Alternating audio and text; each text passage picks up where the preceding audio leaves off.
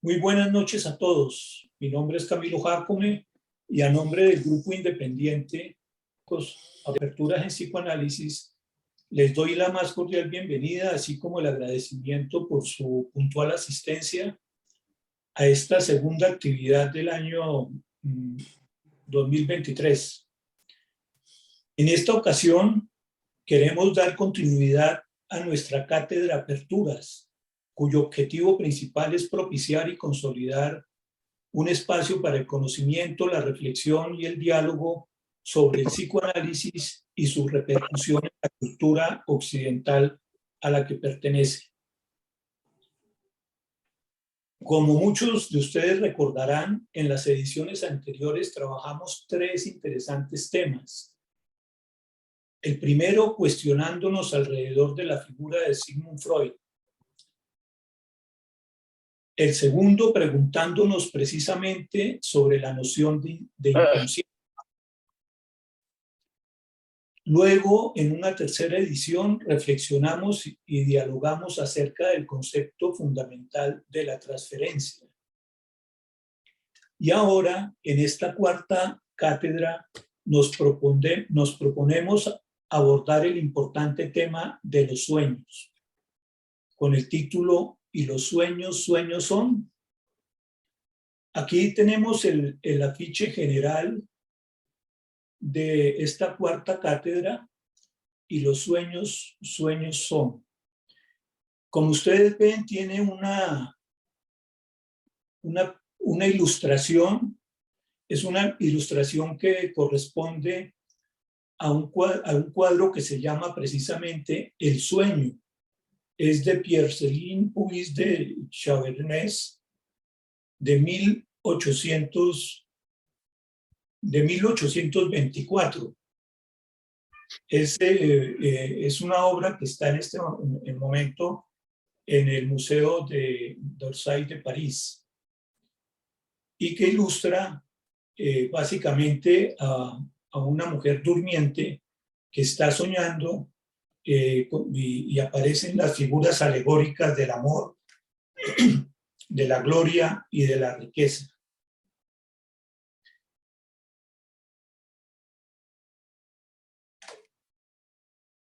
Yo sueño que estoy aquí, de estas prisiones cargado, y soñé que en otro estado más lisonjero me vi. ¿Qué es la vida?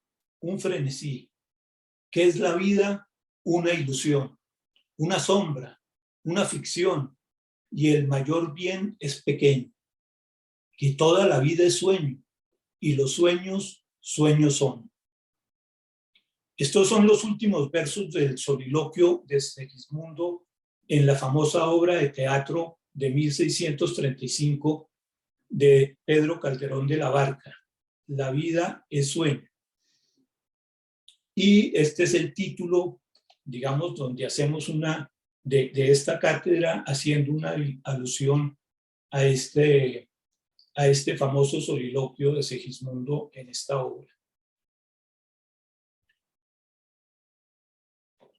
Para el programa, como ustedes ven, iniciamos hoy con la presentación y la discusión y la reflexión que vamos a tener alrededor de los sueños en la antigüedad y Freud, particularmente con Argemidoro de Deltis. El 9 de mayo, dentro de 8 días, tendremos los sueños en Jung con el doctor Eduardo Carballo. El 16 de mayo vamos a tener los sueños según Lacan con el doctor Rómulo Lander. El 23 de mayo, los sueños y neurociencia con Leonardo Palacios, neurólogo colombiano. El 30 de mayo, los sueños en la clínica con el doctor Adolfo Benjamín. Y el 6 de junio, finalmente, la interpretación de los sueños hoy con el grupo de aperturas en psicoanálisis, el doctor Carvajal, el doctor Ferguson, el doctor Garlin, el doctor Jácome, el doctor Orduz y el doctor Yamí. Esta es pues la programación que vamos a tener. Para el día de hoy vamos a contar con con el privilegio y con la presencia del doctor Felipe Castañeda. El doctor Castañeda es filósofo de la Universidad de los Andes y doctor en filosofía de la Universidad Javeriana. Es profesor asociado del Departamento de Filosofía de la Facultad de Ciencias Sociales de la Universidad de los Andes. Ha sido editor general de la Universidad de los Andes, así como director del Departamento de Filosofía de la misma universidad, donde precisamente en este semestre está dictando los cursos de Filosofía de los Sueños y Adivinación en la Antigüedad, así como la Filosofía de los Sueños siglo XX, Freud, Wittgenstein y Jung. El doctor Castañeda es autor de numerosos artículos y libros, especialmente relacionados con la Edad Media, siendo un destacado estudioso del tema tanto del pensamiento medieval como de la época colonial americana. Se ha dedicado entonces a conocer, a reflexionar y a conceptuar acerca de los temas de la voluntad, el albedrío y la acción humana en los autores de nuestra antigüedad, y en los últimos años se ha interesado particularmente por el tema de los sueños, reflexionando sobre ellos en los cursos que ya mencioné. Y es precisamente ese, el tema de los sueños, el que hoy nos convoca y en el cual, pues como ya dije, tenemos el privilegio de tenerlo con nosotros. Sin más, entonces, le doy la palabra al doctor Castañeda. Felipe. Bueno, buenas noches. Muchas gracias por la invitación, por la generosa presentación. Para mí es un privilegio, digamos, estar en tener la oportunidad de contarles sobre mi trabajo. Vamos a hablar voy a hablar de los sueños en la antigüedad, pero particularmente de un personaje que es Artemidoro de Daldis, un personaje del siglo II, y específicamente de la recepción que pudo y que tuvo Freud del pensamiento de Artemidoro. Me voy a apoyar en un texto para la presentación, voy a ponerlo en la pantalla. No tengo los datos así como usted sí los tuvo de la imagen que mostró, de la interesante imagen que mostró. Esta es como también en un fresco romano de lo que podrían ser los sueños. Dos personajes, uno al lado y el soñante. Y para comenzar, dos frases de Freud hablando de Artemidoro, como para introducir el asunto. Dice Freud en la interpretación de los sueños: durante toda la antigüedad se consideró como máxima autoridad en la interpretación de los sueños a Artemidoro de Daldis, cuya extensa obra, conservada hasta nuestros días, nos compensa de las muchas otras del mismo contenido que se han perdido. Artemidoro escribió un texto, una interpretación de los sueños, un libro de unas 300 páginas sobre interpretación de sueños que quedó conservado y que leyó Freud en su época cuando estaba escribiendo también su interpretación de los sueños. Es un texto muy curioso, es de una familia de intérpretes de sueños. Artemidoro tiene un hijo que también se llama Artemidoro y le redacta un libro para que Artemidoro sea, digamos, un gran intérprete de sueños y tenga los conocimientos de su padre. Este Artemidoro no sabemos muy bien de qué época es, parece que es como del siglo II por algunas de las referencias que quedan de él. Debió haber nacido en la Turquía continental del lado asiático, en el cercano oriente, en Turquía, en ese lado. Parece que viajó mucho y en esa época, digamos, la interpretación de sueños era una actividad como regular. Digamos que en las plazas de mercado usted iba y se hacía interpretar los sueños. Los sueños se entendían básicamente a partir de una función mántica, en el sentido, digamos, de anticipar futuro. Y era, repito, pues una actividad usual, que la gente fuera con sus sueños y viera a ver de pronto qué le podían decir.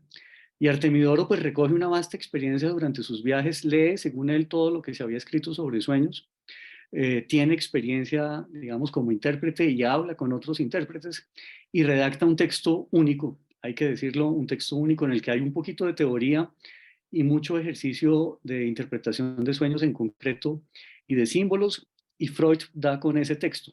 Y da con ese texto precisamente cuando está redactando su interpretación de sueños, como ustedes saben, a comienzos del siglo XX, justamente en el cambio de siglo del XIX al XX. Comenta también Freud en general, dice Artemidoro de Daldis, nacido probablemente a principios del siglo II de nuestra era, nos ha transmitido en su obra un concienzudo y completo estudio de la interpretación onírica en el mundo grecorromano. Y ahí viene entonces como la pregunta, digamos,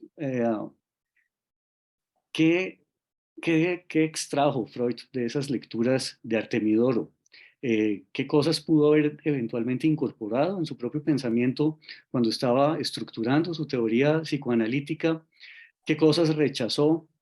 Y de pronto, más interesante, digamos, ¿por qué puede tener sentido volver sobre personajes como Artemidoro? Digamos, ¿por qué puede llamar la atención rescatar ese tipo de literatura pues relativamente antigua y desconocida? Y para eso pues me voy a permitir exponer un par de cosas de la teoría de Artemidoro que eventualmente tienen resonancia en Freud o que tuvieron resonancia en Freud. Una primera es una distinción que encontramos en muchos de los autores de la antigüedad, y es que los sueños los distinguían básicamente como en dos tipos principales de sueños, lo que podemos llamar ensueños y lo que podemos llamar visiones oníricas. Hago ahí una cita de Artemidoro, dice Artemidoro, la visión onírica se distingue del ensueño, en que la primera, cuando se produce, es un indicio de lo que acontecerá, y el segundo de lo que existe en el presente.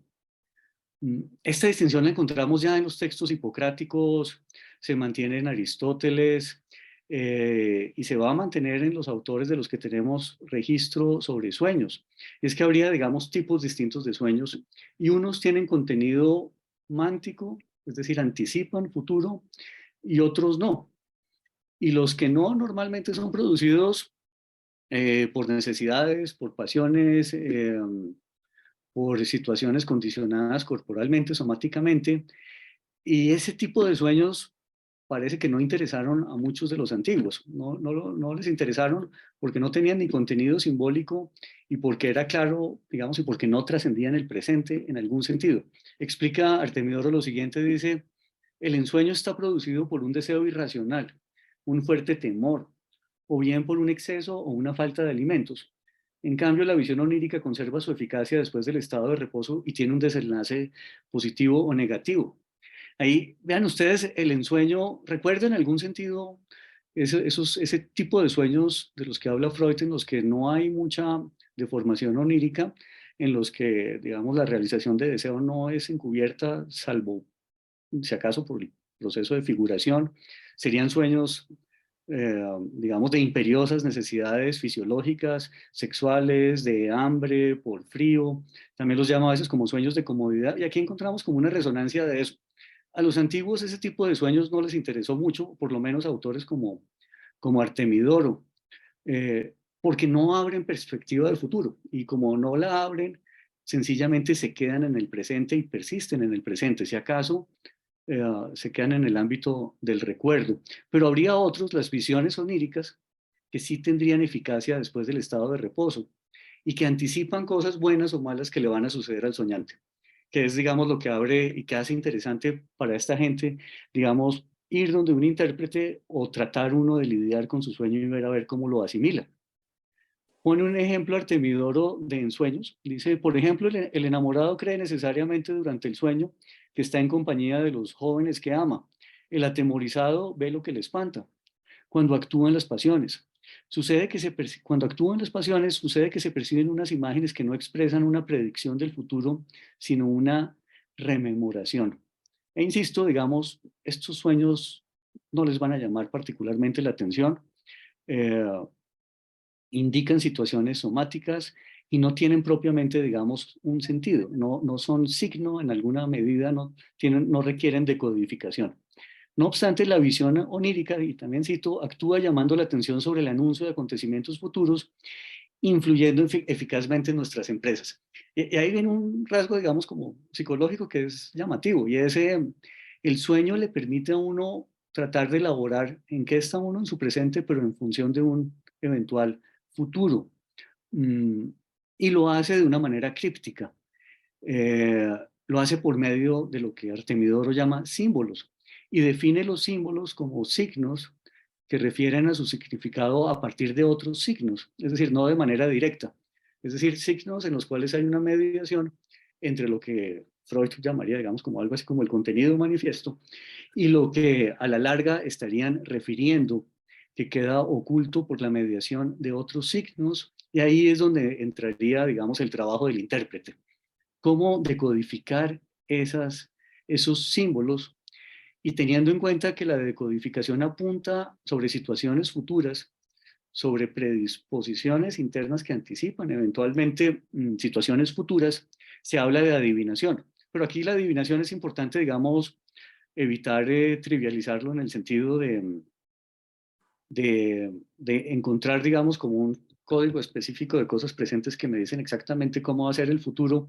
Digamos, como miraremos, la idea es tratar de mostrar, digamos, qué cosas de la adivinación le pudieron haber llamado la atención a Freud. Comenta Freud específicamente sobre esta parte de la distinción entre sueños y visiones oníricas lo siguiente, al inicio de su famoso libro de la interpretación de los sueños. Dice: de esta diversa estimación de los sueños, es decir, la distinción entre ensueños y visiones oníricas, surgió la necesidad de una interpretación onírica, considerándolos en general como fuentes de importantísimas revelaciones. Durante toda la antigüedad se consideró como máxima autoridad en la interpretación de los sueños Artemidoro. Ahí es llamativo, digamos, Freud en esa época tiene la necesidad, ve la necesidad de mostrar que los sueños tienen, es decir, son productos propios del psiquismo y no meramente somáticos y que en consecuencia tienen un sentido. Por eso se apoya en estos autores como Artemidoro para mostrar que ya hay una tradición muy antigua en Occidente, según la cual no se reducen los sueños a manifestaciones meramente somáticas, sino que apuntarían a otro tipo de cosas. Y viene también una pregunta que puede ser llamativa y que en parte, digamos, ayuda a entender esa separación tan interesante de estudiar entre Freud y Jung. Y los antiguos sí miraban los sueños desde un punto de vista finalista. Obviamente no como lo haría Jung aplicando ideas de compensación y ese tipo de cosas. Por los sueños sí anticiparían futuro y habría que mirar en los sueños el para qué de un sueño, un punto de vista finalista, el qué me quiere decir el sueño, el para qué tengo yo eventualmente un sueño, y no meramente enfocar la interpretación hacia el lado causal, tratándose uno de preguntar, digamos, qué pudo haber causado el sueño, qué parte del psiquismo, instancias del psiquismo pudieron haber estado involucradas en la causación del sueño, teniendo en cuenta, digamos, contenidos que se han constelarizado o lo que sea durante la vida consciente, durante el día o durante la historia por la que está pasando el soñante. Ahí tienen ustedes otra imagen, digamos, de los sueños en la antigüedad, cómo se va desdoblando el soñante en distintas personalidades en las que se va concretando el sueño. Bueno, esto sería, digamos, como un primer punto de esta teoría de Artemidoro, distinguir los sueños entre ensueños y visiones oníricas y unas preguntas, digamos, que le quedan a uno, el lado finalista versus el lado causal en la interpretación de sueños. Sin embargo, digamos, el asunto no se queda ahí. Digamos, una de las cosas que le llama particularmente la atención a Freud sobre el planteamiento de Artemidoro es el hecho de que propone unas interpretaciones enfocadas hacia el individuo como individuo y genera unos principios hermenéuticos en función de eso. Introduce la idea de elemento, también la encontramos en Freud, digamos los elementos del contenido manifiesto. Esa idea de elemento, no sé si la sacó directamente de Artemidoro, pero Artemidoro dice, mire, todo lo que uno se sueña, uno lo puede categorizar a partir de elementos, que son como unidades básicas de significación de los símbolos.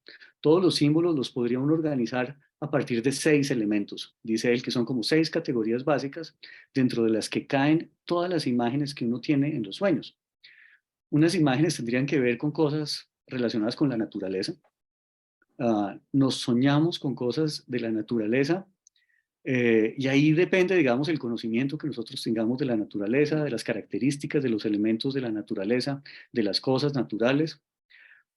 Hay otra parte de los sueños que tendría que ver con la ley, y dice, mire, y eso es una cosa bien importante, en los sueños, digamos, aparecen cuestiones relacionadas con la normatividad pública, con las leyes. También aparecen elementos relacionados con las costumbres públicas y privadas, y esa distinción entre público y privado en el ámbito de las costumbres es muy importante porque permite el paso, digamos, de la concepción de uno como persona, por utilizar un concepto junguiano, por decirlo así, a la parte ya interna, en la que uno tiene sus hábitos y sus costumbres, digamos, de puertas para adentro, hábitos relacionados con todo tipo de conductas. Pero también habría en los sueños elementos relacionados con los oficios y las ocupaciones. Todos tenemos ocupaciones distintas, todos nos dedicamos a cosas diferentes y en los sueños aparecen paquetes de símbolos que van a tener que ver con ese tipo de asuntos. Y finalmente otras dos cosas que llamaron mucho la atención a Freud, que tienen que ver con los nombres y que tendrían que ver con los símbolos que se decodifican por el rastreo semántico, filológico de las expresiones. Uh, digamos, cómo utiliza uno los nombres y ve en su composición, digamos, un símbolo y también con otro paquete de símbolos relacionados con el tiempo, los momentos de las cosas, las edades de las cosas, la correspondencia entre los sueños y el tiempo natural de las cosas que en principio estarían simbolizadas en esos sueños. Esta definición de los elementos sería, digamos, una de las cosas que uno tendría que tener en cuenta cuando se narra un sueño, y es mirar, digamos, cómo organiza uno en paquetes los elementos oníricos, y a eso, según Artemidoro, le debe uno aplicar un principio general hermenéutico de interpretación, que reza de la siguiente manera. Dice Artemidoro, es un principio general que todo cuanto aparece en sueños, conforme a la naturaleza, conforme a la ley, conforme a las costumbres, conforme al oficio que uno tiene, tenga un signo favorable y en cambio resulte perjudicial y sin provecho lo contrario a ellos. Esta parte también es muy clave, digamos, es muy notable, por lo menos a mi juicio. Obviamente él no está hablando, Artemidoro, de represión, ni de censura, ni de esas cosas, pero sí está hablando de la oposición que eventualmente puede haber entre lo que uno se sueña y lo que deberían haber sido las cosas teniendo en cuenta la naturaleza de los elementos. Ahora les muestro una serie de ejemplos para aplicar este principio. Y eso sería importante, digamos, si las cosas que uno se sueña resultan ajustadas a lo que en principio representa el sueño según los elementos, el sueño puede tener un sentido favorable hacia el futuro. En cambio, si es negativo, podría ser perjudicial. Y a eso habría que sumarle, digamos, el ambiente general de agrado o desagrado por parte del soñante. Si fue un sueño de angustia, si fue un sueño placentero, si fue un sueño de tranquilidad, si hubo serenidad, en fin, ese tipo de cosas también marcarán y señalarán la orientación del tipo de interpretación. Y finalmente, un tercer principio hermenéutico, que sería el principio de analogía para decodificar símbolos.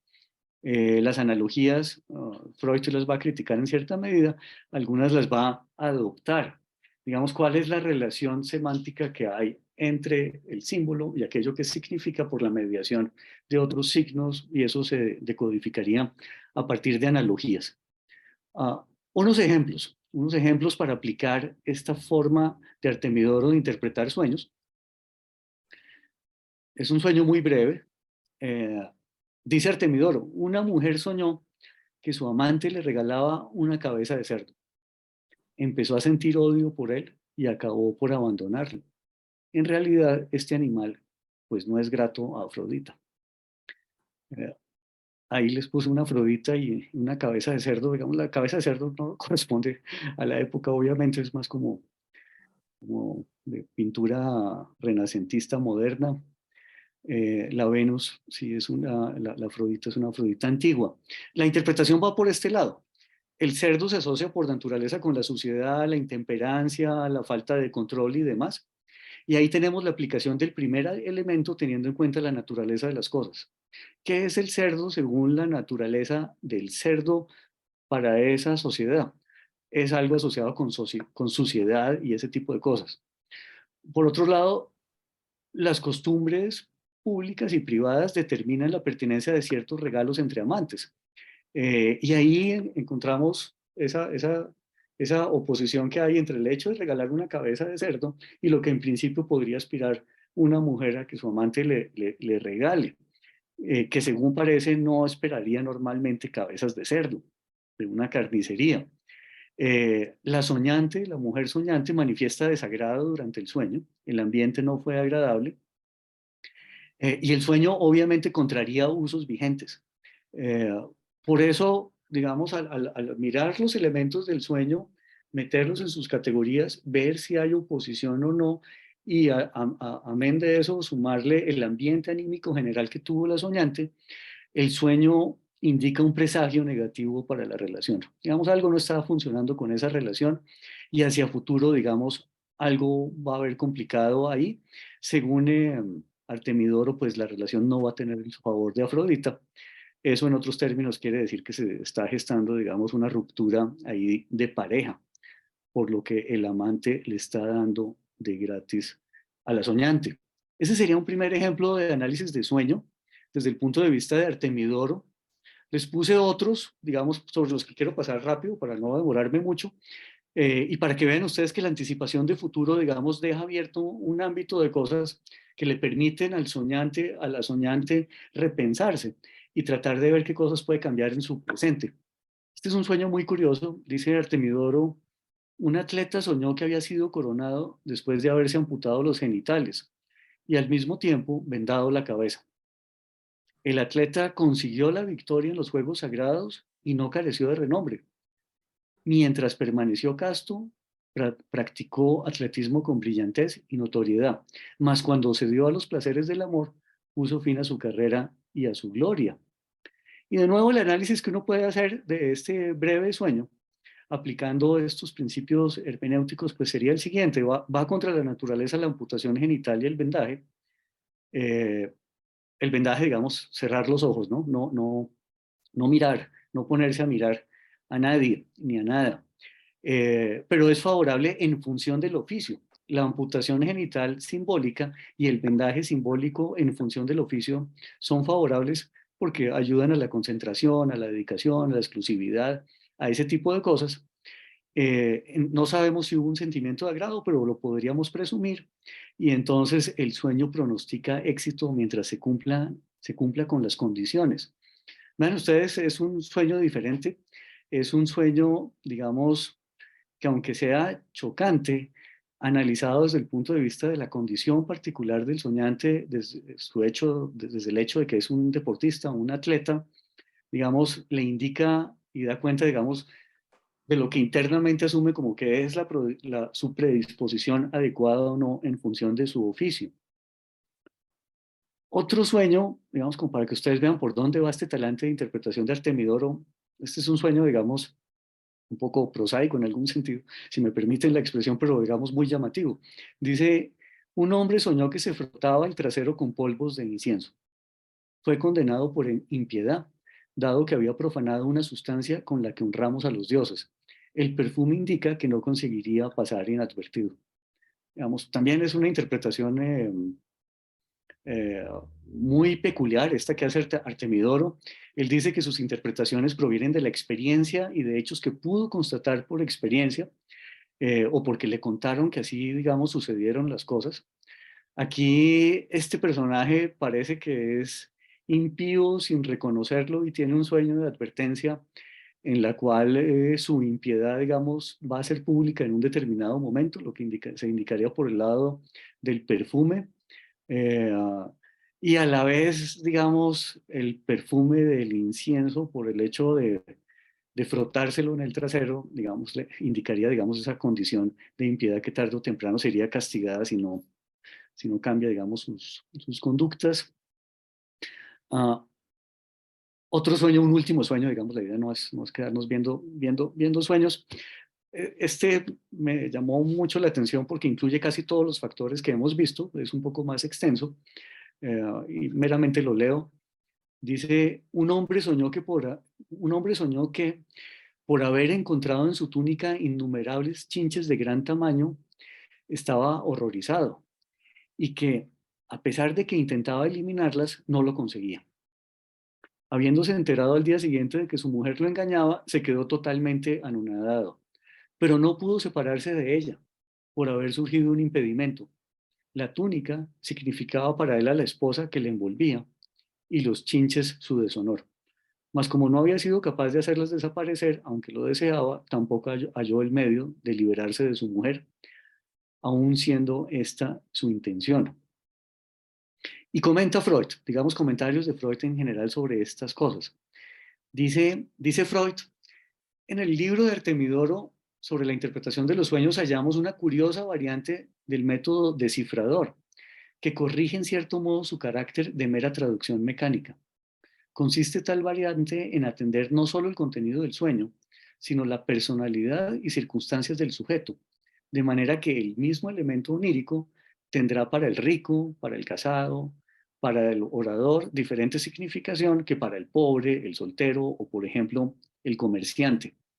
Vean ustedes ahí, es muy notable. Esto, insisto, son palabras de Freud en probablemente su primer libro, digamos, en el que él se lanza, en el que él lanza sus ideas básicas psicoanalíticas. Y una cosa que le llama de este intérprete de la antigüedad es esa importancia de la consideración de la individualidad del soñante para el análisis de los símbolos. Un mismo elemento onírico tiene distintas traducciones, distintas interpretaciones según el tipo de soñante. Insisto, utiliza la expresión elemento, que no abandonará, digamos, la sigue manteniendo en el resto de su obra cuando habla de sueños, pero aquí en este caso lo hace pensando en Artemidoro. Y aquí hay otra cosa, digamos, llamativa, ahora de pronto la quiero resaltar, y es cómo se imaginó Artemidoro que uno podría mapear a un soñante, a una soñante, para darle algunas indicaciones de cómo describirse o cómo, digamos, actualizar lo que entiende como su identidad. Y en este caso tendrían que ver con cosas que van desde la ley, las costumbres, los usos, los oficios y ese tipo de, de indicaciones.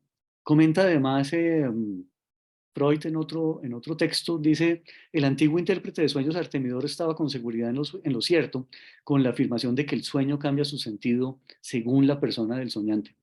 Probablemente son cosas que hoy en día, digamos, para varias ramas del psicoanálisis o de la psicología analítica, de la psicología profunda, son cosas relativamente obvias en cierto nivel, pero que en el momento en el que Freud estaba, digamos, trabajando estos textos, pues no era tan obvio. Y ahí de pronto pudo haber sido, digamos, interesante haber vuelto sobre pensadores como Artemidoro. Ven ustedes un caso. Un individuo soñó que le pegaba a su madre. Son palabras de Artemidoro, ¿no? El acto atentaba contra la ley y, sin embargo, no por ello fue menos ventajoso, ya que precisamente era un alfarero. El alfarero trabaja con tierra, la tierra va ligada con la idea de madre. Golpear la tierra, digamos, es el oficio propio del alfarero. Soñarse con que golpea a la madre por su condición de oficio no iría contra la naturaleza, sino que señalaría, digamos, un buen augurio para este soñante.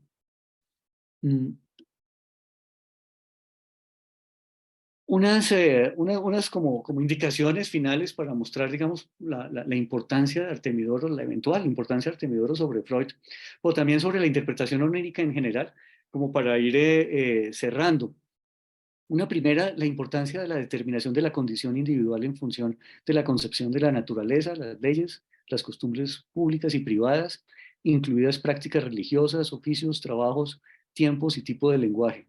Vamos, a mí personalmente, esto es de las cosas que más me parecen significativas de este aporte de Artemidoro, y es el hecho de dar unas categorías para generar uno mismo una especie de biografía, una descripción de lo que uno es en función de unas coordenadas comunes. Vean ustedes, esto lleva a una segunda consideración y es la necesidad de una formación integral por parte del intérprete. Artemidoro insiste mucho en eso. El intérprete tiene que ser una persona que sabe de muchas cosas. Tiene que saber de asuntos naturales, de geografía, de sociología, de los diferentes tipos de leyes según los tipos de ciudades. Piensen ustedes en la diversidad de pueblos que podría haber en Roma y lo que uno se podría encontrar en una plaza de mercado. Tiene que conocer los oficios, tiene que conocer las prácticas y en un determinado momento afirma cosas como esta. Si no conoces las costumbres locales y las características de cada sitio, pues infórmate antes de poder entrar a la interpretación de un sueño. Ese lado, digamos, también creo que es muy llamativo. De pronto nosotros damos por hecho muchas cosas que de pronto no son precisamente por falta de información sobre cosas que deberían ser más o menos, o que son más o menos obvias para el soñante, pero no para el intérprete, ¿no? Un tercer punto, la concepción mántica de los sueños, adivinatoria de los sueños, supone un ejercicio de proyección en el futuro que predispone a atender la condición presente desde un punto de vista finalista. Yo creo que Freud hacia 1901, 1900, digamos, aquí tiene esa confrontación con puntos de vista finalista versus puntos de vista causales. En la antigüedad, digamos, el hecho de que el sueño abra algún tipo de anticipación de futuro, digamos, era una de sus características principales. No tanto, digamos, la rememoración o el hecho de devolverse sobre las causas que llevaron al sueño. Hay en Freud, este es un cuarto punto, una propuesta freudiana de lectura psicoanalítico-cultural de Artemidoro, que es muy llamativa. Él escribe al inicio de la interpretación de los sueños lo siguiente. Dice, la concepción precientífica de los antiguos sobre los sueños se hallaba seguramente de completo acuerdo con su total concepción del universo, en la que acostumbraban proyectar como realidad en el mundo exterior aquello que solo dentro de la vida anímica poseía realidad. Bueno, ustedes, ahí hay una indicación que seguramente explotó mucho Jung también en sus planteamientos sobre sueños y sus estudios sobre la alquimia, y es que Freud ve en su lectura de Artemidoro, cuando Artemidoro analiza esos sueños, pues interpreta sueños, dice, mire, esto también se podría leer como un ejercicio de proyección, de tal manera que cuando se habla de dioses, cosas y demás, sencillamente se están proyectando partes de la interioridad del soñante sobre el mundo externo, y Artemidoro estaría más o menos recogiendo algo así como una proyección colectiva de su época, de su momento, eh, en la realidad y releyendo esa realidad, tratando de volverla a ser asimilable a los soñantes. Pero también aquí hay una indicación de una sugerencia freudiana que me parece, digamos, muy llamativa, y es que la forma como entendemos, como entendemos los sueños y como pensamos en la interpretación de sueños no puede estar desligada de una concepción general del universo. Y obviamente Freud le aplica esto a Artemidoro pensando en el mundo grecorromano, pero Freud tampoco pudo haber escapado a su propia concepción del universo, la de inicios del siglo XX en Viena. Uh, Siempre he pensado, digamos, estos textos de Freud en los que él discute si su planteamiento psicoanalítico es ideología o no, entendiendo por ideología una concepción de mundo, una imagen de mundo, digamos, son llamativos. Era una inquietud que él parece que tuvo durante toda su vida, ¿no? Eh, y una cosa que dije antes, de pronto, cuando miramos Jung, digamos, Jung se va a apropiar mucho de este tipo de indicación si pensamos en sus estudios sobre la alquimia del Renacimiento, pensando que la alquimia básicamente eran procesos internos proyectados sobre los laboratorios de alquimia. En fin, es meramente, digamos, como una sugestión, un quinto aspecto. El texto de Artemidoro señala el condicionamiento cultural de la aproximación simbólica. eh, y aquí hay unas cosas que son llamativas. Piénsese en sus análisis, por ejemplo, sobre el símbolo de la crucifixión, de la incorporación de la práctica del lavado corporal en la vida pública y privada, de los símbolos relacionados con la navegación. En todos estos análisis de símbolos que hace Artemidoro, que son muchos símbolos, le genera a uno una inquietud, y es en qué medida interpretamos bajo condicionamiento cultural o en qué medida proponemos aproximaciones a los sueños bajo un condicionamiento cultural, y ese condicionamiento pues va cambiando con el tiempo. Eh, Artemidoro se preocupa mucho por los símbolos en los que, el soñante se sueña crucificado o con crucifixiones o cosas por el estilo. Nuestra idea de la crucifixión básicamente se centra en la figura de un Cristo por un condicionamiento de religión cristiana, pero a nosotros se nos olvida de pronto que eso era una forma de castigo relativamente habitual en la época en que en muchos lados se veían crucificados y que la gente se soñaba con crucificados y que la crucifixión cambiaría mucho la perspectiva según el oficio del soñante, su condición, lo que estaba viviendo, y que esos son símbolos principalmente culturales y situados históricamente. Me llamó mucho la atención y por eso se los quise, digamos, como también traer aquí a cuento, la incorporación del baño corporal, del hecho de lavarse, de bañarse. Estamos en el siglo segundo y hasta ahora parece que se está volviendo una moda que uno se bañe. Hasta antes de bañarse, dice Artemidoro, los sueños del lavado propio son sueños de situaciones extremas, normalmente de augurios complicados y eso pues porque la gente no se baña.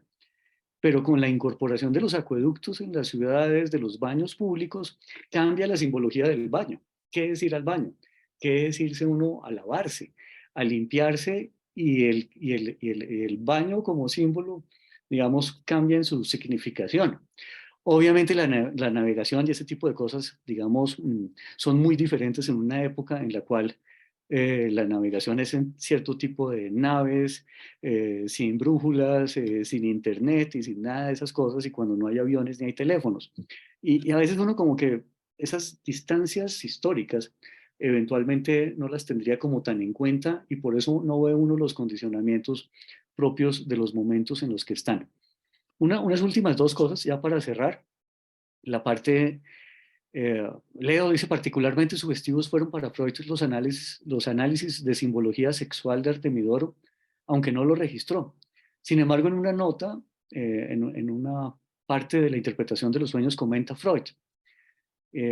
Dice la nota, dice, también encuentro risible la indignación moral por la que se dejó mover el traductor de la simbología de los sueños de Artemidoro, de Daldis, para cancelar del conocimiento del lector el capítulo ahí contenido sobre sueños sexuales.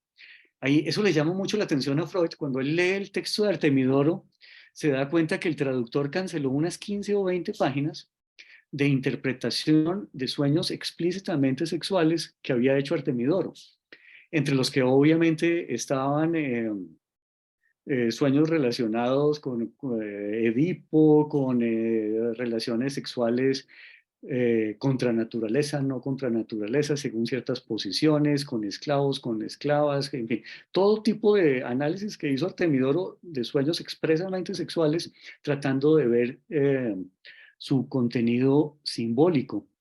Y Freud dice cómo es posible que el traductor al alemán del texto de Artemidoro haya quitado todo eso, lo haya censurado. Y Freud dice que él sí va a utilizar esa parte, pero que lo va a hacer en otra obra que piensa dedicar, porque el tema es muy complicado, sobre perversiones, sobre, digamos, psicosis y ese tipo de asuntos, y que eso no lo va a hacer aquí en este libro sobre interpretación de los sueños. Eh, Finalmente, pues no lo hizo, pero sí nos quedó la indicación de que fue importante haber pasado por estos análisis de Artemidoro. En otra parte de la interpretación de los sueños dice lo siguiente.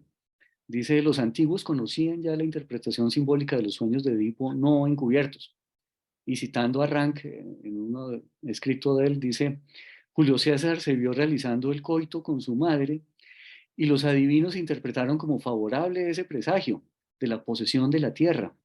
Eh, Tener relaciones sexuales con la madre sería tener relaciones sexuales con la tierra y por la condición de Julio César, digamos, eso sería un presagio favorable. Y comenta Freud finalmente, dice, estos mitos e interpretaciones indican un acertado conocimiento psicológico. Esa parte, digamos, también es interesante de resaltar. Y para concluir, un último punto, Artemidoro puede ser una fuente notable para estudios de simbología comparada.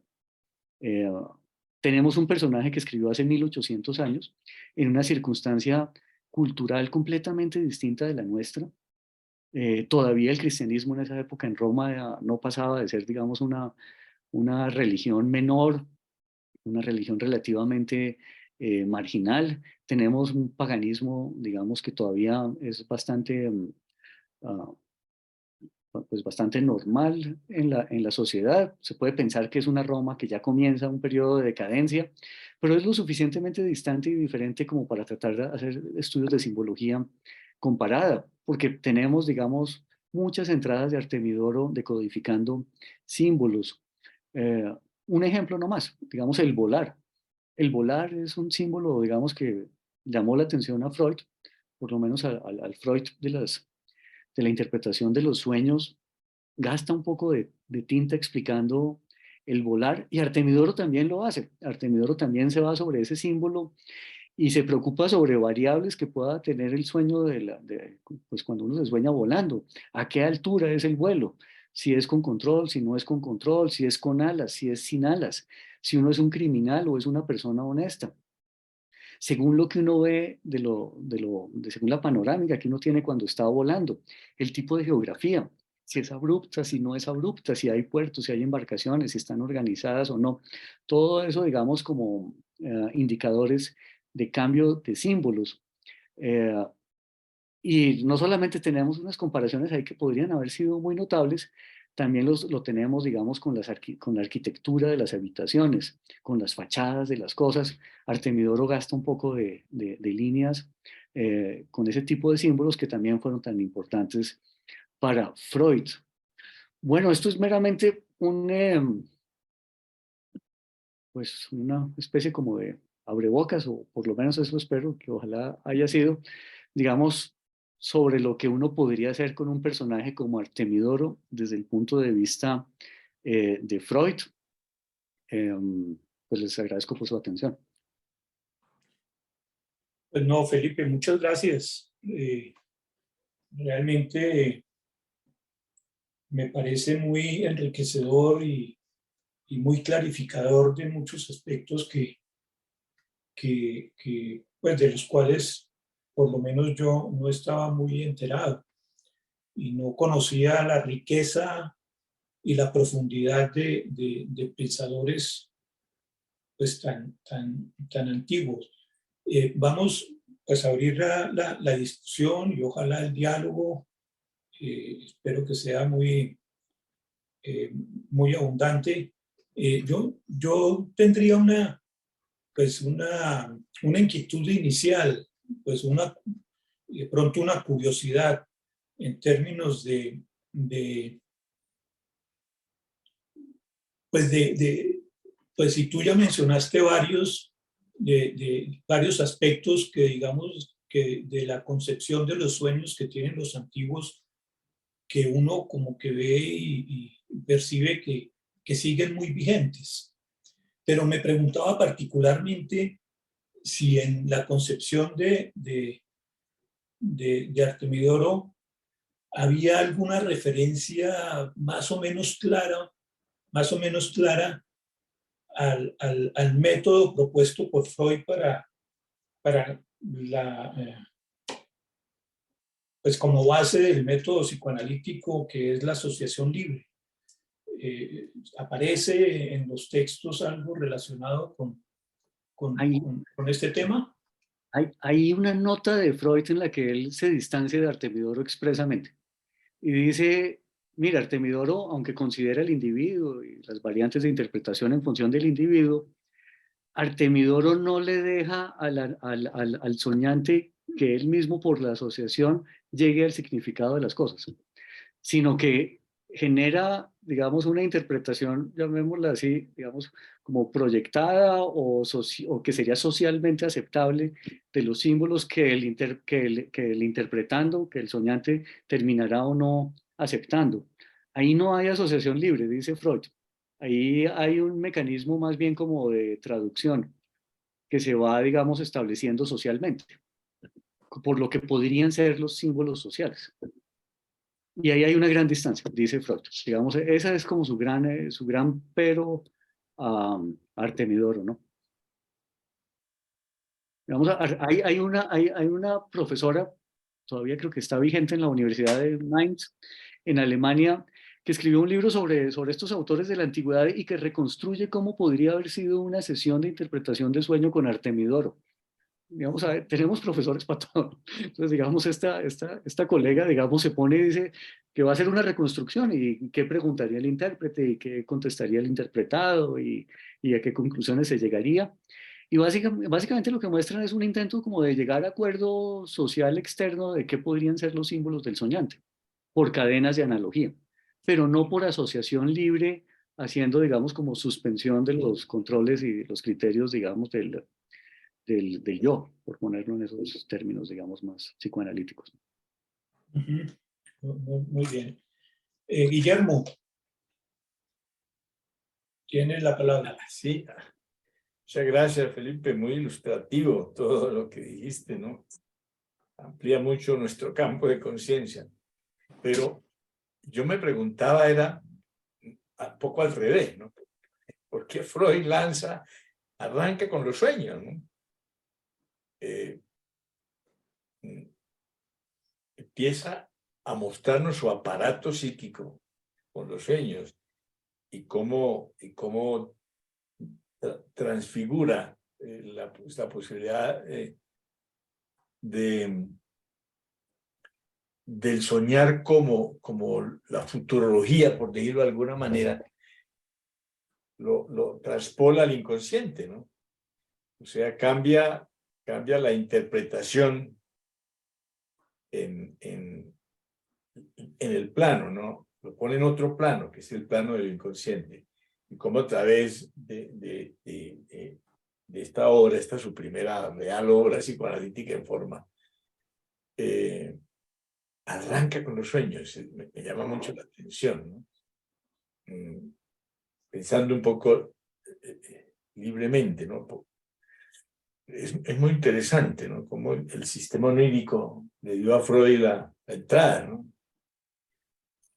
A toda su obra, ¿no?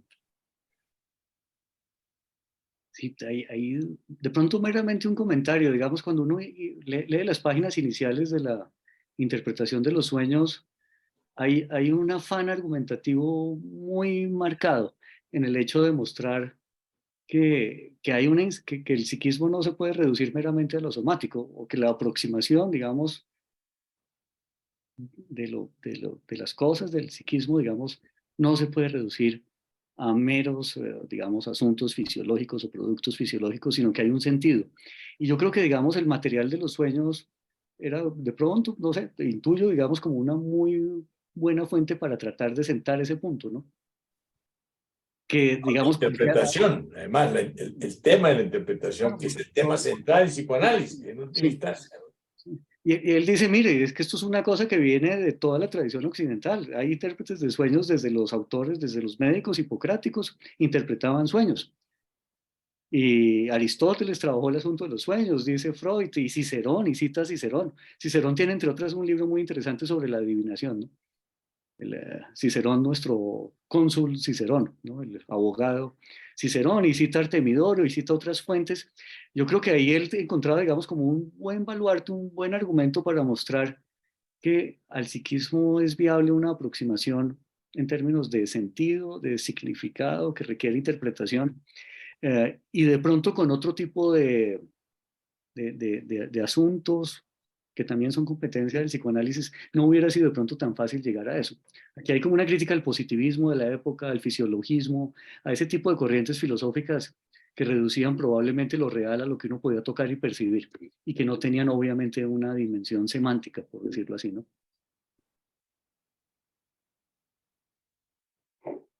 Serapio. Serapio. Bueno, a mí me resultó muy interesante escuchar todo esto y me hace pensar dos cosas, ¿no? Una, que creo que antes de Artemidoro, según le escuché alguna vez a algún profesor de filosofía antigua, también se utilizaba el interpretar los sueños, digamos así, ¿no? Recordé que mencionó a Zenón de Elea, que se sentaba en una esquina allá en Elea a aquellas personas que querían ser objeto de interpretación de sus sueños, ¿no? Entonces, creo que es una búsqueda del ser humano desde siempre, ¿no? De tratar de buscar en el intérprete algo que también está buscando dentro de sí, ¿verdad? Que es algo así como alguien que pueda acompañarlo a contener esas ansiedades profundas que se hacen presentes en el psiquismo humano, sea en el ensueño, en la vigilia o en el sueño mismo, digamos así, ¿no? Que más allá del contenido manifiesto, de buscar, por ejemplo, como en el caso de Julio César, de buscar un encuentro sexual con la madre, creo que también más allá de ese contenido manifiesto hay la búsqueda de esa figura materna contenedora que pueda contener todas las ansiedades terriblemente intensas que se producen en la mente del ser humano en cualquier momento de su vida, y particularmente en los momentos más primarios del funcionamiento psíquico de nosotros los seres humanos, digamos así, ¿no? Entonces, cuando esa madre que se busca encontrar, que calme esas ansiedades, no se encuentra, me pregunto yo, y esto lo invito a que me pueda dar alguna ilustración al respecto, cuánto al no encontrarse esos sueños se tornan entonces muy amenazantes, muy persecutorios, porque no se encuentra ese alguien que tenga esa capacidad de acompañar para proteger y cuidar. Un poco eso que quería comentar. Sí, ahí, eso que usted comenta es casi, precisamente se ajusta casi textualmente a lo que analiza Freud ahí en ese pasaje que cité. Por eso me acuerdo del texto. Dice, mire, Julio César de una u otra manera al evocar la madre también evoca, digamos, una circunstancia en la cual tendría un poquito como más de seguridad, confianza, y eso le habría dado como un respaldo en una actividad bélica bastante complicada, difícil, azarosa, de extremada angustia, y eso podría haber sido, digamos, un sueño, digamos, que le daría, digamos, como un insumo vital adicional confirmado por una interpretación también positiva que genera buenos augurios, ¿no? Eh, algo de eso comenta ahí Freud. También hay una cosa que usted resalta y es muy llamativa y es, tenemos una tradición en el Occidente muy antigua de interpretación de sueños. Pues yo no hablé de los autores hipocráticos, tenemos un texto que se llama Sobre la dieta, de estos autores hipocráticos del siglo V antes de Cristo, y en la última parte del libro sobre la dieta tenemos el primer registro de un pequeño tratado de interpretación de sueños en Occidente, que relaciona la dieta, los ejercicios y los sueños. Y usted que ya cuando iba a un intérprete de sueños ya hipocrático, probablemente le recetaba a uno baños, caminatas y le cambiaba la dieta para que cambiara los tipos de sueños, viendo los sueños como indicadores de qué estaba haciendo uno mal con su ejercicio cotidiano y con lo que estaba, digamos, comiendo. Y ya desde ahí, desde el siglo V antes de Cristo, digamos, ya tenemos esos inicios de tratados sobre interpretación de sueños, ¿no? Por lo menos en nuestro lado occidental. Gracias.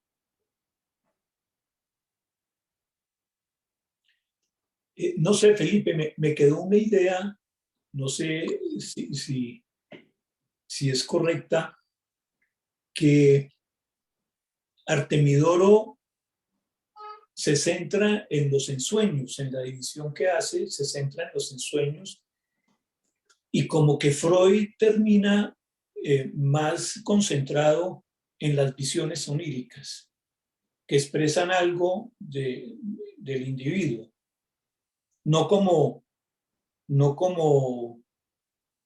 inclusive su fórmula de los sueños, en el sentido de que los sueños son una realización de deseos,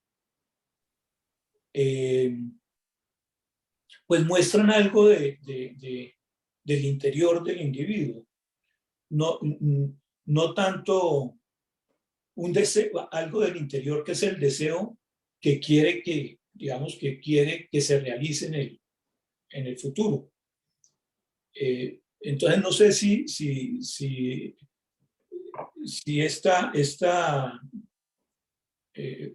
pues esta manera de entender la división que hace Artemidoro es válida con relación al énfasis que pone Freud más en la visión onírica que en los ensueños, al contrario de Artemidoro.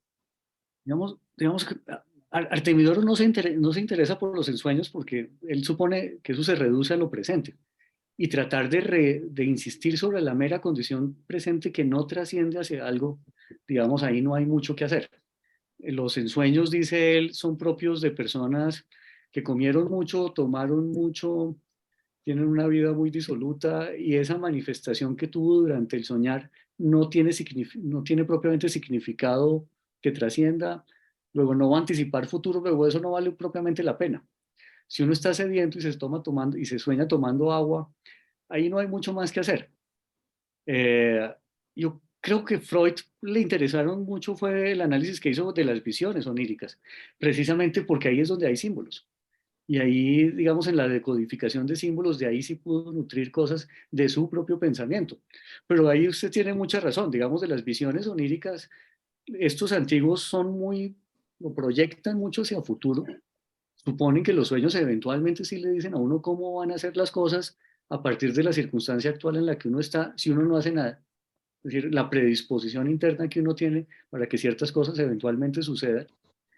Yo creo que ahí es donde Freud eventualmente, digamos, pudo haber captado profundidad psicológica en estos antiguos.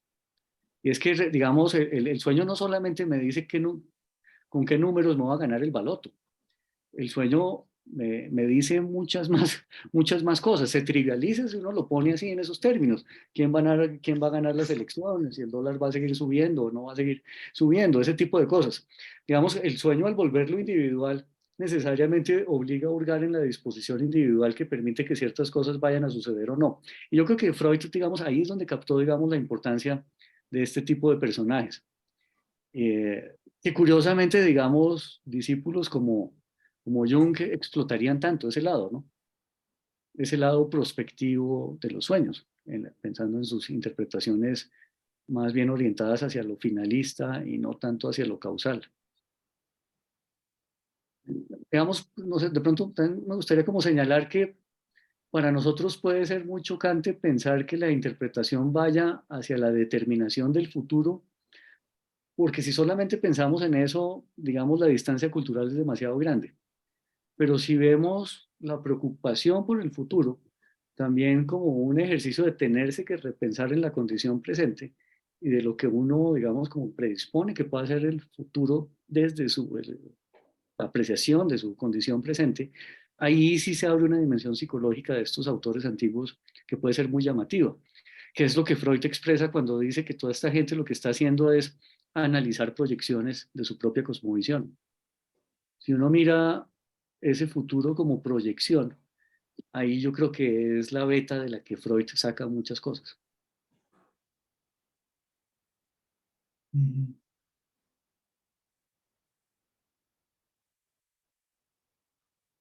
Bueno, María Clara Miranda y Carlos Santos escriben en el chat: los sueños planteados como premonitorios hablarían de la intuición del soñante. No como pregunta, ellos lo ponen como afirmación. No sé si María Clara y Carlos quieran ampliar el comentario. Buenas noches. Pues es que escuchando la necesidad de lo que habla Artemidoro, de la gente que iba a buscar que le interpretaran su sueño y qué quería decir del futuro, uno dice, ok, ellos realmente tenían una concepción de lo que estaba pasando y la plantean en los sueños. Por ejemplo, el sueño que relatas de los chinches en la túnica, pues de alguna manera él sabía qué era lo que estaba pasando con su esposa y qué era lo que no podía hacer, pero pues tampoco lo podía, no lo sabía en su conciencia, pero sabía que estaba pasando y de alguna manera ese es el sueño, ¿no? Y así muchos de los relatados eran eso. El soñante sabía adentro qué sucedía, no sabía cómo expresarlo, pero tenía que recurrir a alguien que se lo pudiera decir. Que le ampliara el horizonte para poderlo asimilar. Yo estaría de acuerdo en eso. Digamos, intuición del soñante Artemidoro lastimosamente en eso, él dice, mire, la verdad, él dice, mire, no sé de dónde vienen los sueños, si los mandan los dioses o si salen de algún lado del alma, dice él. Digamos, dice que son divinos, entre comillas, porque son espontáneos. Y una característica de la divinidad es ser espontáneo, pero no necesariamente porque los mande a una instancia superior. Dice, eso es irrelevante, sencillamente son y la experiencia confirma. ¿De dónde salgan ese análisis? No lo hacen. Lo hacen después otros autores. Digamos, piensen ustedes en Sinesio de Cirene, es un autor muy profundo, de finales de la Roma clásica, como del siglo V. Y él sí habla de que durante el soñar, al suspender uno las relaciones con el mundo externo, al centrarse en la interioridad de uno mismo, capta uno dimensiones en las que ya no funciona el tiempo, sino los que hay algo así como una sincronía total o en las que hay, digamos, eternidad o el flujo eterno de las cosas. Y lo que uno capta ahí da lugar a los sueños, a unos sueños muy profundos en los que uno podría anticipar futuro. Y ahí sí tenemos una proyección muy bonita del inconsciente, ¿no? Digamos, en los que ya los criterios normales de realidad, de yo, de ese tipo de cosas quedan suspendidos y ahí podrían aflorar, digamos, como esas predisposiciones internas. Pero no, estoy de acuerdo pues con lo que usted dice, sí, yo creo que ahí hay precisamente el soñante con la manta y sus chinches tiene ahí un problema, digamos, que por medio de una interpretación razonable, digamos, podría ampliarle su conciencia, ¿no? Y lo otro, en los sueños, de donde hablaban de que se podían cambiar los hábitos alimenticios, también es bonito ver cómo es la conciencia del cuerpo que se transmite de esa manera, porque finalmente si a través de un sueño lograban decir hay que cambiar estos hábitos para que deje de soñar, o sea, para que esté más saludable, en el sueño también está la conciencia de qué está pasando con el cuerpo. Ve ahí una cosa, sí, pues, digamos, pensaban muchas veces, y esto es una idea que uno la encuentra después en Freud, por ejemplo, en las conferencias introductorias al psicoanálisis, es que al dormir, decían los antiguos, uno suspende la atención del mundo externo, y al suspender la atención del mundo externo, el alma sigue activa, y al seguir activa, entonces centra su atención sobre los procesos internos sin la preocupación del mundo externo. Es decir, se suspende, digamos, algo así como lo que Jung diría, el ser persona, el ser yo, y se vuelca sobre sí mismo. Y ahí afloran entonces todas esas cosas que quedaron como en un estado subliminal durante la parte consciente, y salen otras preocupaciones y otras cosas, entre otras, la intuición sobre el propio estado corporal. Y, y en estos autores hipocráticos, por eso hay una justificación de eso, lo llamaban una especie de analogía entre el micromundo y el macromundo, por una composición, digamos, equivalente de los elementos básicos del cuerpo con el mundo externo. No sé si se acuerdan de esa teoría de los 4 elementos del aire, el fuego, la tierra, bueno, y el Sí. otro. Digamos, esa composición común permitía hacer los puentes de analogía. El agua. El agua, sí, señor. Entre lo uno y lo otro, de tal manera que uno al soñar, digamos, como que logra captar, digamos, su propia corporeidad, lo que está bien, lo que está mal, y lo que debería hacer después en consecuencia, en términos de ejercicio y de comida. Una idea de la salud bien curiosa, como un equilibrio entre lo que uno come y lo que uno hace.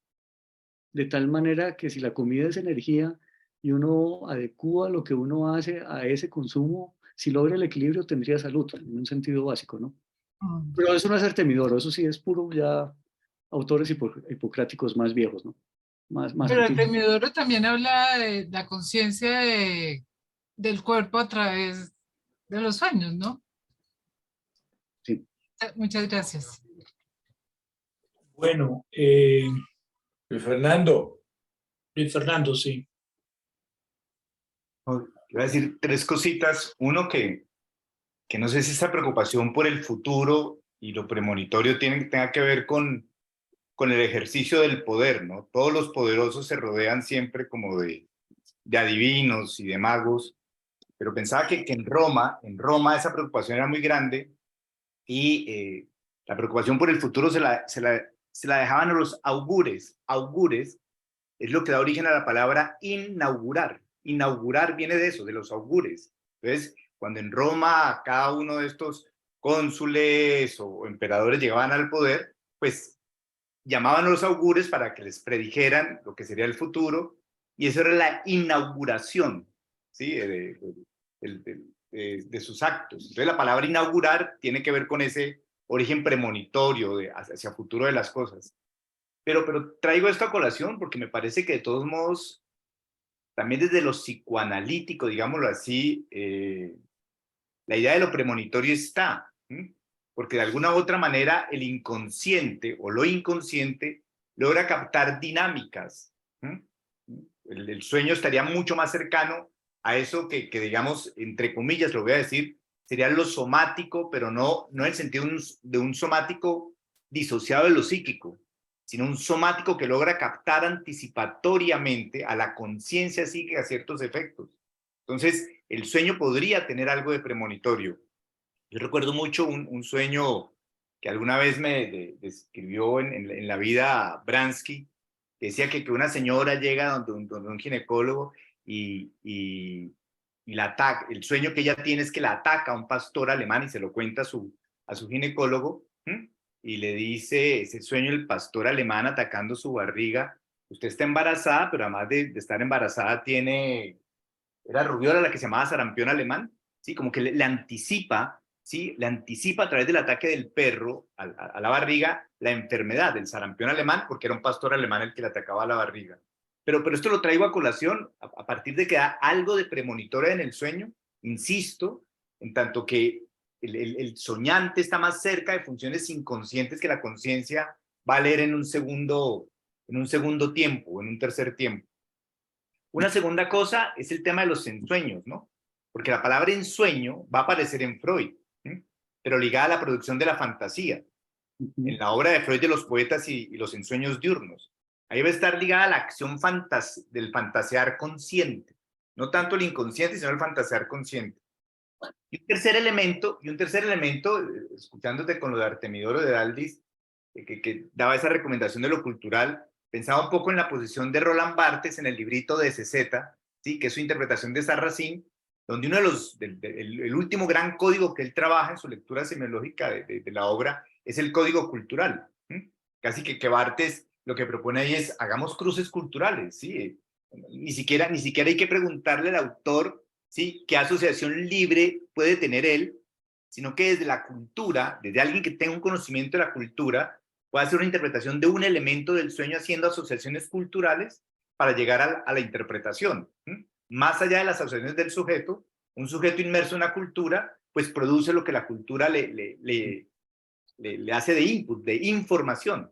Entonces, con esas informaciones, ¿sí? El soñante produce un sueño. Entonces, quien conozca el código cultural podría llegar a una interpretación culturalista del sueño sin necesidad de que el soñante hiciera asociaciones. Pero aquí traigo lo del código cultural de Roland Barthes en SZ. Esas tres ideas.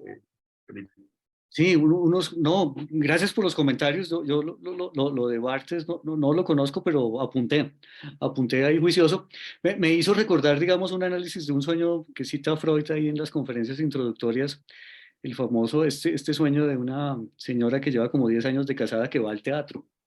Y cuando uno mira el análisis que hace ahí Freud, digamos, ahí para nada, casi no se tienen en cuenta ninguna asociación de la soñante, y me sugiere, digamos, eso que usted está diciendo. Si uno conoce qué es un teatro, qué pasa en un teatro en esa época, en ese momento, o algo así, comienza a decodificar el sueño y a dar una interpretación. Lo de los augures y eso es una inquietud que había mucho en la antigüedad, digamos, el mirar si lo que uno hace corresponde con el orden de todas las cosas, con el orden cósmico, por decirlo así, con las divinidades y demás. Y por eso de pronto también como esa necesidad pública de cualquier evento público, cualquier cosa, primero pasar, como usted reseña, por los augures y también, digamos, por los que miraban las conductas de los animales y miraban los intestinos y esas cosas, los famosos arúspices, ¿no? Y eran funcionarios públicos en algún sentido. Ahí, digamos, ningún emperador ni nada de eso saldría a dar discursos ni nada de eso sin primero consultar un arúspice, ¿no?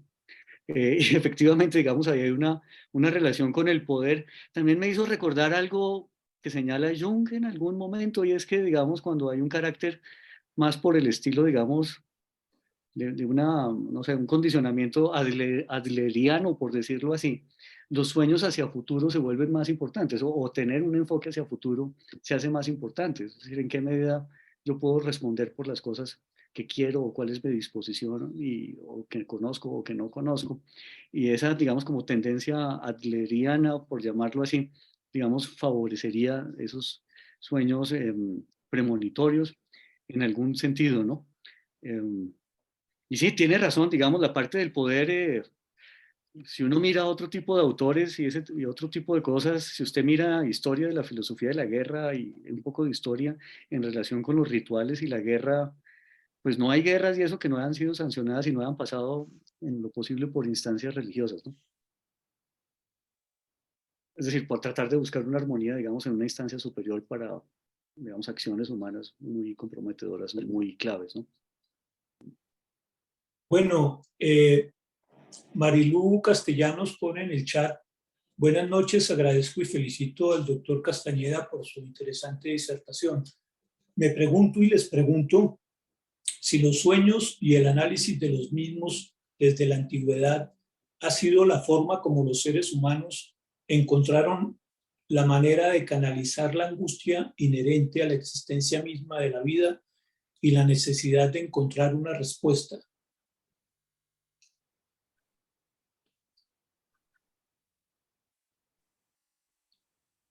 No sé, Felipe, si pasamos, leo otras dos que están en el chat. De pronto un poco sobre esa, digamos, yo creería que en la antigüedad, digamos, igual, digamos, en los autores del siglo XX, digamos, no todos los sueños son de angustia, pero sí son sueños en los que uno genera una visión de sí mismo que le es extraña, que lo expone a uno a algo diferente, pero que a la vez es propio.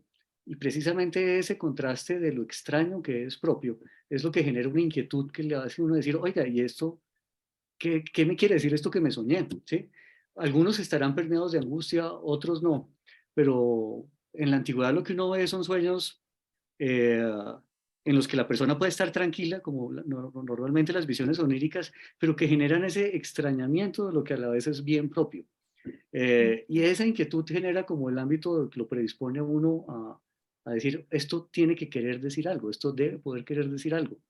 Y esa idea la encuentra uno muy claro en Freud también y en Jung, como digamos uno siente que esto debe tener, amerita una interpretación. Así haya habido angustia o así no la haya habido. Y esa es como una dimensión, digamos, como mayor, de pronto, para no reducir todo el asunto de los sueños a cuestiones de angustia, ¿no? Sí, qué interesante, porque Serapio pone en el chat algo relacionado precisamente. Dice, pero también nos contactamos con las ansiedades más primarias del aspecto del inconsciente, donde la incertidumbre es muy amenazante, y allí los sueños pueden buscar una solución de compromiso que apacigüen el terror. Sí, señor. Sí. Pues, me parece pues, que están como muy conectados lo que estabas comentando con eso. Sí, quisiera agregar alguna cosa, me disculpan que no ponga, soy Marilú Castellanos de la Dale. SUDE Venezuela. No pongo la cámara porque aquí tenemos un estado muy precario del internet y entonces me puedo quedar sin conexión. ¿En Quería dónde? comentar- Perdón. en Venezuela. Ah, ok. Sigue. Ok. Quería comentarles un sueño de transacción que realmente me lo narró mi profesor Julio Aray, donde no solamente era un sueño de denuncia. Él tuvo una paciente que se soñó que habían unas ratas en un sótano, socavando la pared del sótano. Y él mandó a su paciente a que fuera donde el ginecólogo y le encontraron un cáncer de útero. Entonces, bueno, quería traer este sueño un poco para ilustrar un poco más este tipo de sueños que ya no son premonitorios, sino que ya denuncian una situación que pudiera ser interna, somática, y que, bueno, que me pareció muy interesante y me recordé cuando estaban narrando los diferentes sueños. Gracias. No, gracias a ti. Felipe, ¿quieres comentar algo? No, Pues pues, seguir. es muy, muy impresionante ese sueño, digamos, va con una tradición muy antigua, ¿no? Sí. Muchas gracias. Bueno, Nora Ruiz tiene también un comentario en el chat. Dice, la interpretación de los sueños se basa en identificar el simbolismo de los eventos, actos, personas, etcétera, y correlacionarlo con la realidad del que sueñe. ¿Podríamos crear y usar algoritmos de estas interpretaciones para facilitar la interpretación o al menos orientar al analista? No sé, Nora, si quieres comentar algo más.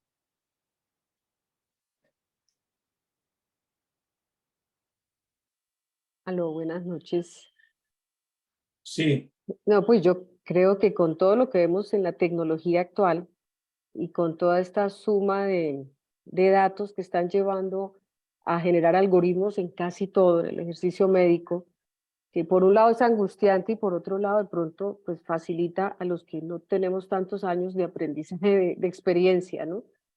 Y se me ocurría esto y resulta que yo he visto más de una vez lo que se llaman las Dream App, no sé si están familiarizados con esto, y me pregunto, ¿será que las conforman con base en reportes de especialistas de, oiga, cada vez que una persona sueñe con, como este sueño que acabo de contar la doctora María Clara, o en fin, debe interpretarse como algo que está en el útero y así sucesivamente, de tal forma que no se convierta como en algo tan universal como exponían, como la exposición que se acaba de hacer, de que cada sueño depende pues de quien lo soñó, de su cultura, de su momento, de su profesión, pues como que sería un infinito de posibilidades de interpretación. Entonces se me ocurría pensar si tendría alguna validez dentro de este grupo de discusión pensar en esas herramientas, no sé, usando la tecnología.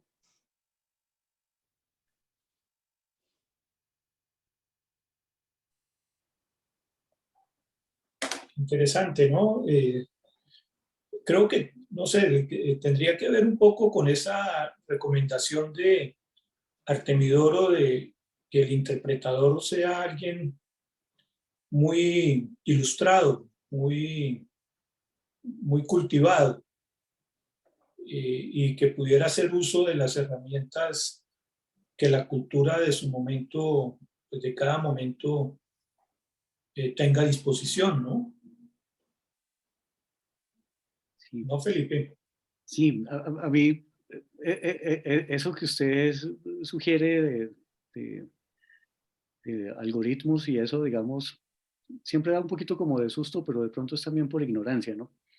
Yo me gustaría contestarles desde este autor que ya mencioné, que es Sinesio, uno posterior. Y él dice, mire, para interpretar sueños, lo que el soñante con el tiempo, lo que termina siendo un soñante con el tiempo, es tratar de generar un lenguaje propio y entender su propio lenguaje.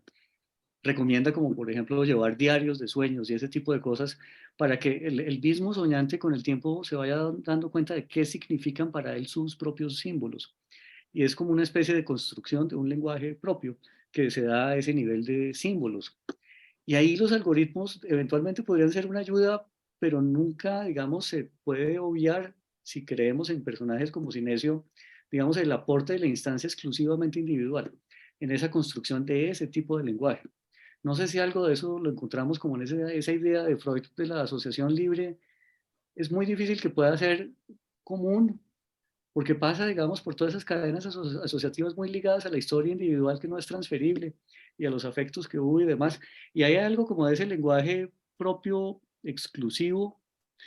Y si uno va, digamos, como sobre interpretaciones en las cuales el intérprete, digamos, se da como una especie de relación dialéctica entre el intérprete y el interpretado, en los cuales van como construyendo, digamos, el sentido de esos símbolos. Yo no sé si esa actividad o esa práctica eventualmente se pueda llegar a sustituir, porque ahí también está la condición particular e individual del intérprete. Digamos que no va a ser un personaje abstracto ni nada, sino que es un personaje con su vida, sus sentimientos, sus propias asociaciones que las va proyectando o no las proyecta y demás. Y ese condicionamiento, digamos, solamente probablemente en la interacción entre uno y otro, digamos, se va pudiendo ir resolviendo. Y, y ahí creo que esa parte individual, digamos, como que no es cancelable, digamos, por lo menos desde este tipo de autores, aunque obviamente, digamos, estos instrumentos y estas cosas pueden, digamos, ayudar en algún sentido, ¿no? Pero no reemplazar, no creería. Ahora, esto lo digo desde la pura ignorancia, digamos, desde... Ahora, bueno, bueno, Cami, ¿dónde estás? Camilo y, Guillermo.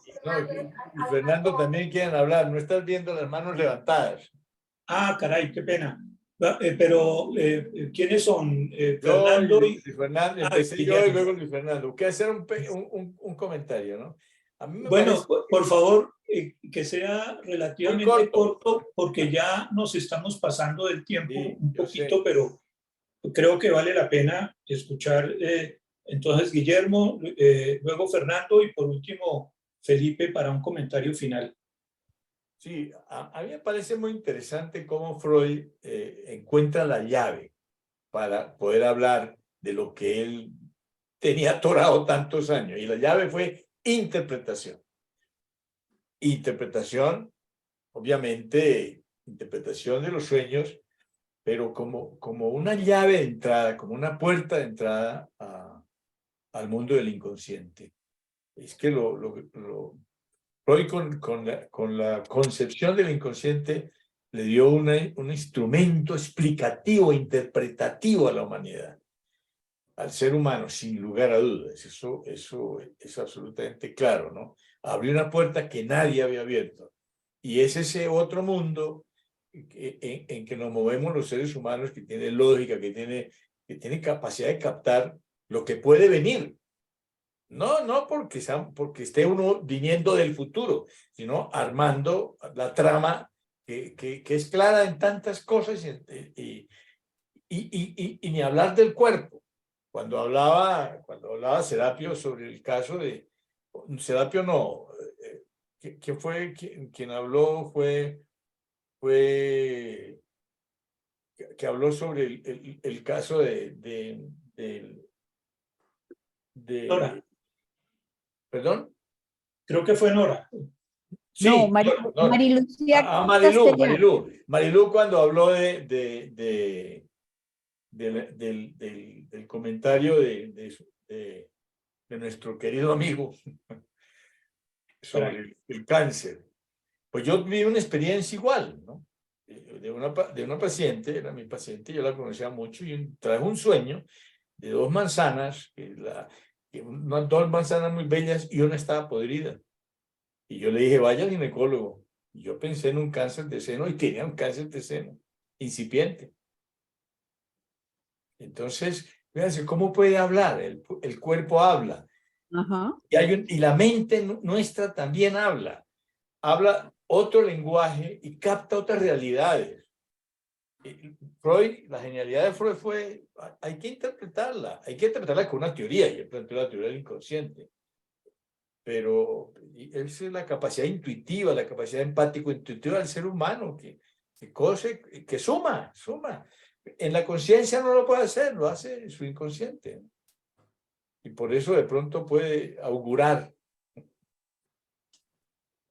Bueno, negro, Fernando. Una cosa muy rápida, una anécdota. A propósito de la pregunta de Nora Ruiz, hace unas 3 semanas, martes hace 3 semanas, unos colegas de APA hicieron un coloquio que se llamaba Inteligencia sin sujeto, una entrevista con ChatGPT. Estupendo. Y entrevistan al ChatGPT en vivo en el coloquio, y uno de ellos le plantea un sueño. Y ChatGPT le dice, mira, yo no puedo interpretar tu sueño porque necesito conocer tu historia, tus particularidades, pero por lo que me dices, ChatGPT le hace una interpretación del sueño, que mis respetos a la interpretación de ChatGPT. Hablando esto del código cultural, de la memoria acumulada histórica, fue muy, muy acertada en mi concepto. Él dice, estoy metido en una torre. Casi que ChatGPT, una torre puede estar implicado que usted es una persona que vive encerrada en usted mismo, ¿sí? Algo narcisista le dice, así comienza. Entonces, le coge elemento por elemento y se lo va desglosando, estilo lo que pedía Freud de asociaciones, pero ChatGPT hablando. Y hablando del código cultural que estamos hablando, digo, alguien como una inteligencia artificial con una suficiente información cultural, ¿sí? Y dando unas coordenadas del sujeto, me parece a mí que al menos plantea un mapeo interesante para poder tener asociaciones y elementos de trabajo. Y esto no es ni para satanizar ni para bendecir, es simplemente plantear que hay una herramienta, ¿sí? Que algo que se está construyendo culturalmente y con el cual podríamos dialogar e interactuar, pero yo recomiendo el coloquio, está puesto en YouTube, ¿sí? Es de la Asociación Psicoanalítica Argentina, de APA, y es una entrevista en vivo y en directo de los psicoanalistas hablando con ChatGPT, se lo recomiendo. Es impresionante. Felipe, ya para terminar, no sé si quieres hacer algún comentario final. No, yo agradecer mucho por la invitación. Creo que esto que están haciendo, digamos, es muy enriquecedor. Abre cosas y sobre todo motiva, ¿sí? Motiva como ir por otros lados y mirar más cosas. Obviamente miraré lo de estas máquinas de interpretar, ¿no? Porque probablemente hay cosas, ¿sí? Hay cosas. Y de nuevo, pues muchas gracias, ¿no? Gracias a ti. De verdad, creo que fue una experiencia que colmó las expectativas de todos los asistentes y nos motiva para continuar con esta cátedra y ver si de pronto vamos encontrando respuestas a la pregunta acerca de los sueños y si sueños son o qué serán eso de los sueños. La próxima semana, a esta misma hora y por este mismo medio, tendremos al doctor Eduardo Carballo con el tema de los sueños en Jung. Entonces los esperamos muy puntuales y muchísimas gracias por su asistencia. Nos veremos en una próxima oportunidad. Chao, chao.